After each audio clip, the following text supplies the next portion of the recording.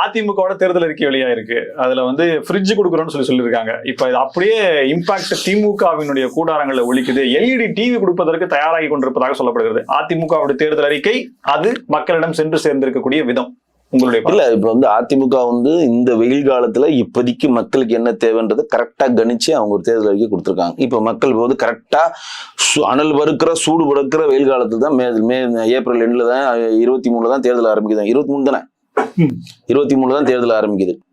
April மேவை இங்க எப்படி வெயில் கொளுத்துன்னு உங்களுக்கே தெரியும். என்னுடைய கணிப்பு கரெக்டா இருந்ததுன்னா இது நடைமுறை சாத்தியம் வந்தா எல்இடி டிவி திமுக கொடுக்கவே கொடுக்காது.